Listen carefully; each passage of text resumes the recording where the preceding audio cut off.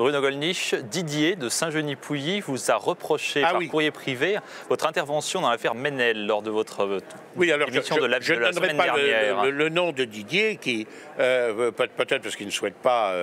il souhaite rester discret. Mais beaucoup d'autres parmi ceux qui vous suivent ont trouvé votre réaction étonnante. Il n'est pas le seul. Il n'est pas le seul à m'avoir reproché d'avoir défendu, en quelque sorte, enfin, appelé à l'indulgence, en quelque sorte, pour la jeune Ménel qui faisait participait au concours de chant The Voice, je crois que ça s'appelle comme ça.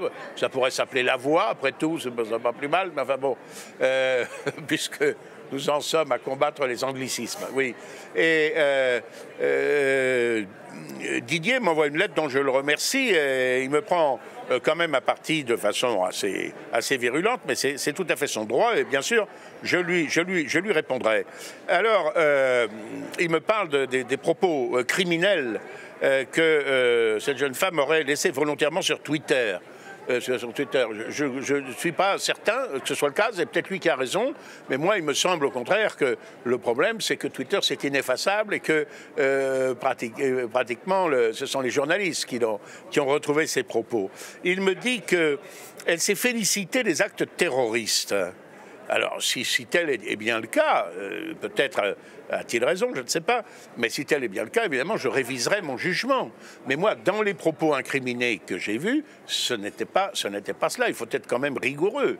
J'ai vu que ce qu'elle disait, c'est qu'elle s'étonnait, dans le souci sans doute de défendre peut-être la réputation de ses coreligionnaires. Elle s'étonnait quand même que dans un certain nombre de ces attentats, l'on trouva si facilement les cartes d'identité. Vous vous souvenez de l'attentat du 11 septembre où l'avion se précipite, l'immeuble est soumis à une telle chaleur que toute structure métallique et de béton confondue, il s'effondre, mais on retrouve miraculeusement intact le passeport de l'un des terroristes.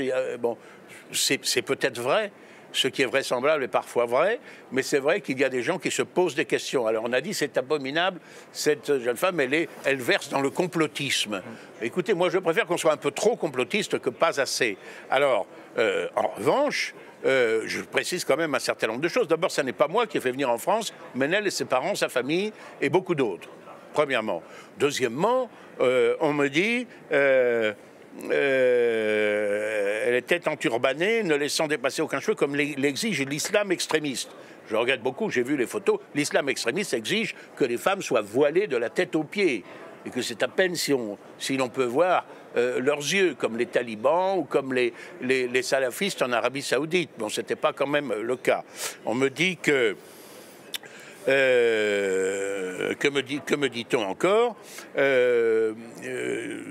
que nous sommes en guerre, bon, c'est certainement, et que nous devrions porter plainte contre elle pour incitation au meurtre. Si elle a incité au meurtre, je suis tout à fait d'accord pour que l'on porte plainte à ce moment-là contre elle. C'est le travail. D'ailleurs, il n'y a pas besoin que l'on porte plainte, c'est au parquet de s'en saisir. Mais moi, je n'ai pas vu d'incitation au meurtre. Je le regrette beaucoup. Alors, je sais que ça peut choquer. Je sais que ça peut choquer. Vous regrettez de ne pas avoir vu des incitations au meurtre? Non, je ne regrette absolument pas de ne pas avoir vu d'incitation au meurtre. Je dis que j'ai pris la défense, en quelque sorte, d'une jeune femme en disant non pas du tout de ses idées, ni de sa personne, ni de ses convictions, encore moins de ses convictions religieuses, mais qu'elle a après tout le droit d'avoir. J'ai dit qu'il me semblait qu'il était redoutable pour un certain nombre de jeunes gens justement de s'adonner trop facilement à Twitter, à Facebook, et que ceci constituait des casiers judiciaires ineffaçables, à vie, contrairement au vrai casier judiciaire qui, lui, est passé à la blanchisseuse tous les 5 ou 10 ans. Bon. Et que, par conséquent, il fallait être prudent, mais que je défendais le droit à l'oubli. S'il en avait dit des choses erronées, ce qu'elle avait paru regretter. Bon. Deuxièmement, ce que j'ai dit, c'est que c'était un concours de chant et que je trouve assez redoutable la tendance qu'il y a à juger les gens d'après leurs opinions religieuses, politiques ou autres, dans des circonstances où cela n'a rien à faire.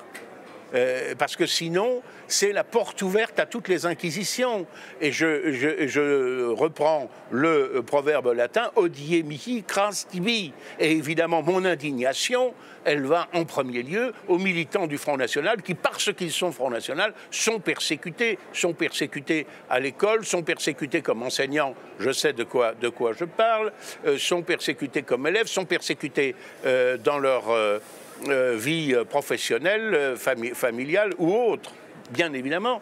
Mais je dis que la liberté d'expression ne se divise pas. Alors on me dit oui, mais incitation au meurtre, bon, antisémitisme, etc. Il me semblait qu'elle avait chanté une chanson de Léonard Cohen, ce qui est quand même, à cet égard, une caution bourgeoise. Bon, ce que je regrette en revanche, c'est qu'elle les chantait en anglais et en arabe. J'eusse préféré qu'elle lui chantait en français. Voilà ce que je pourrais dire pour cette affaire. Ceci étant, amis auditeurs, en quelque sorte, vous avez parfaitement le droit d'avoir des opinions tout à fait différentes des miennes. Je les respecte pleinement et je répondrai par conséquent à Didier du Pays de Gex, qui m'a fait l'amitié de cette lettre, fut-elle critique. Bruno Goennich, merci.